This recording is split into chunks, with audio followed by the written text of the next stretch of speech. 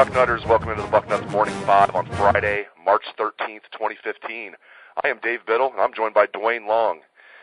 Dwayne, we got a chance to interview Ohio State's quarterbacks yesterday, at least most of them, and new quarterbacks coach Tim Beck after practice. I'm so impressed with the attitudes of Cardale Jones and J.T. Barrett. I mean, Dwayne, we both know they both want to start. I think if I was in Cardale Jones' shoes, I'd be saying, listen, I just won the national championship. You know, there should be no competition here.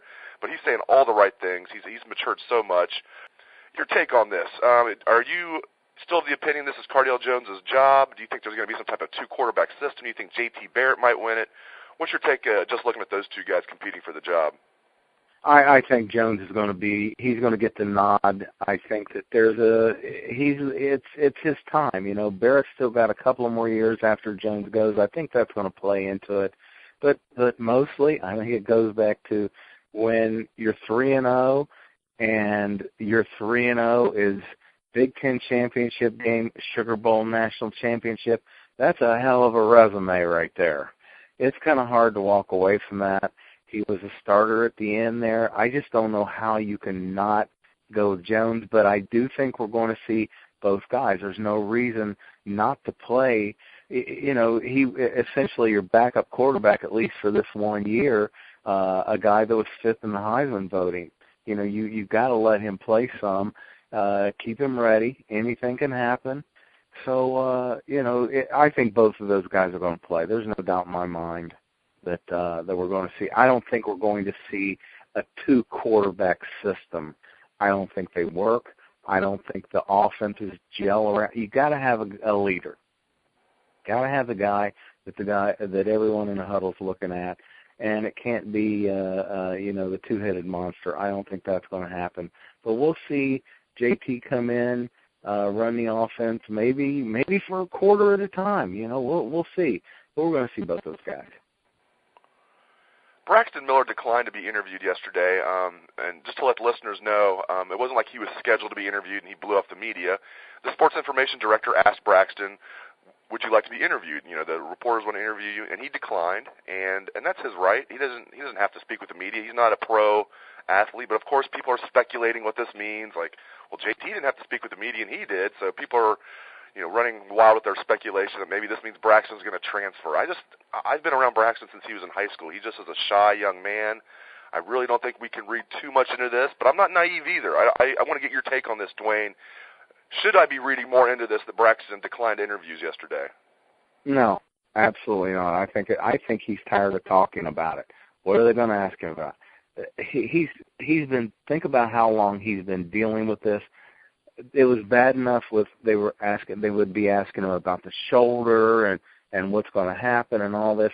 Then you add the year that Barrett had, and then Cardale Jones. He's probably just done with all this. He just wants to, you know, go about his business. And here's another thing. I don't think he really knows yet. I mean, that was severe injury. When you're talking about going out for the better part of a year like that, you know, he had just had surgery too. Maybe he doesn't know. Maybe there's nothing to tell. He's just tired of talking about it. Like he said, he's always been more of a reserve guy. It's just not his nature, and to just be bombarded with the same questions over again. I would have advised him, go ahead and get it over with. Just have the conversation one time and be done with it. Eventually you're going to have to. Does he know what's going to happen with him at quarterback? It's just so many things he probably doesn't want to talk about, is done talking about. I think that's more to it than anything. I think if he was going to transfer, he would have already done it. That would have given him an opportunity to work in, learn a new system, and you know, have a spring practice with that team. I don't think there's anything to worry about as far as that's concerned. I don't think he's going to be a quarterback here, but and beyond, if he plays beyond the college level, so I absolutely do not think he's going to transfer. No. I'm with you on that, and for the listeners out there, if you want to read more about the quarterbacks, we have tons of content on the site from yesterday and last night. We have a story on Cardale Jones with a video. We have a story on J.T. Barrett with a video, and we have a story on Tim Beck. So make sure you get on the site and read those stories if you haven't already. Pro Day will be today at Ohio State. That'll get started around 10 a.m.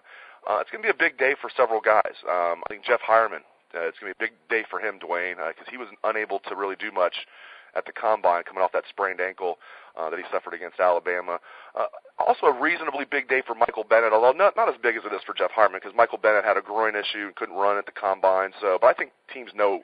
I think Mike Bennett's going to be a second-round pick. They can just watch the film, and he's not going to slide past the second round. I don't think he's going to work himself into a first-round grade either. Also, it's going to be big for the guys that I think were snubbed, that didn't get an invite to the Combine that maybe deserved one. Like Darryl Baldwin, I can't believe, did not get an invite to the Combine. But so today's going to be huge for Darryl Baldwin. We saw last year, Dwayne, that Andrew Norwell got snubbed, and all he did, he didn't get invited to the Combine. All he did was start as a rookie. He goes undrafted and starts as a rookie for the Carolina Panthers. Philly Brown was undrafted and started as a rookie. I don't think he went to Pro Day, or I don't think he went to the Combine, although I could be mistaken on that. I know for sure Andrew Norwell got snubbed. But the bottom line is Pro Day is today at the WAC. Curtis Grant's another guy that needs if he wants to get drafted or be in a camp, today's going to be big for him. Just your thoughts about Pro Day today, Dwayne? Well, I think you hit it on the head with Hireman. He is a kid that he did not get to show at the Combine. He was a little dinged up. The thing is, the tight end class is horrible. It's absolutely horrible. So a good showing here, what it could do for him, it could change his life. So, and I think he's got it in him to do it. I think he's a very versatile tight end. I think this is a guy who could come in and line up. You know, we're hearing all the speculation about what the Buffalo Bills are going to be. They're just going to run the ball. I think you put a guy like him in that offense, and he would fit in perfectly. I think he could be a guy that slides into an H-back role at the NFL level. I just think that he's pretty underrated at this point, and they get a good look at him and see what this kid can do. What he has done on a very successful football team, I think he's the one with the most upside in it. Bennett, I think the physical is going to be important. I mean, the guy's had some injuries. And, you know, like you said, I just don't know if he's got a first-round body. I don't think he's that big kid that the NFL is looking for to slide in, even as a 3 technique. He's a little undersized. I think that first round is a bit that's a bit speculative. I don't know about that. Baldwin, come on. This guy does not even rate going to the Combine. Seems like they would have learned their lesson last year. They don't even invite Norwell. I was high on Norwell his entire college career. Didn't surprise me that, well, I'm not going to say it didn't surprise me that he was a starter in the NFL, but I thought he would get drafted and be an NFL player. But it seems like they would have learned their lesson. He was a solid guy all year as a tackle, and tackles are coveted. So that's big. I don't know what's going to happen with Grant. Maybe someone would look at him, move him outside in a 3-4. I don't know if he's good enough to be just a middle linebacker. I don't know if we saw enough out of him to say that he's going to be an NFL middle linebacker. Put him outside where he doesn't have to have as many coverage responsibilities, and just let him go and see if he can do that. But Baldwin is the one, and I go back to Hireman. Hireman's the one with the most to gain from a pro day. Switching gears to basketball, our final topic here on the show. Ohio State beat Minnesota 79-73 last night in the Big Ten tournament. Thad Matta passed Fred Taylor for the most wins in Ohio State history with 298. Can he get 299 tonight against Michigan State? The Buckeyes will play the Spartans tonight around 9 o'clock in Chicago. The game's going to be televised on Big Ten Network. I think the approximate tip-off is scheduled for 8:55, so it depends on when the game before them, how late that goes. But somewhere around 9 o'clock on Big Ten Network, Buckeyes versus Spartans in the quarterfinals. Now, they only played once this year so far, Dwayne, and it was a close game. Michigan State won in East Lansing 59-56. That was on February 14th. It's almost exactly a month ago. And just a 3-point game in East Lansing. This is going to be on a neutral court, of course, the United Center in Chicago. Dwayne, do you give the Buckeyes much of a chance tonight? No, I think we're going to get waxed. I just don't. I look at this team, and I'm waiting on Amir Williams to get hit in the head with the ball. I have never seen a more unaware basketball player in my life. Can't run a pick and roll with him because he doesn't look for the ball. Last night I saw one. Guys are driving the lane, drawing his man to defend him, and he still is not looking for the ball. Got no inside presence. Michigan State seems to be surging. I think it's very easy we could get waxed and get out of there. I'd love to see us win this thing again.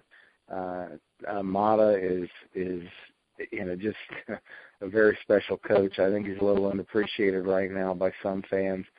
But this is not his team. I just don't no inside presence, and I just be honest. I'd be glad to see him go. Just the senior class is major disappointment. People talk about Shannon Scott, but there's a guy that Amir Williams just leaves me shaking my head. I think that Michigan State guys are going to take him down in the paint and just wear him out. So, good luck to us. Going to be watching and cheering as always. I just don't have a good feeling about this one. Great stuff as always out of Dwayne Long. Thanks to all the listeners out there. I appreciate you tuning into the show. Hope you have a great day and a great weekend. Take it away, best damn band in the land.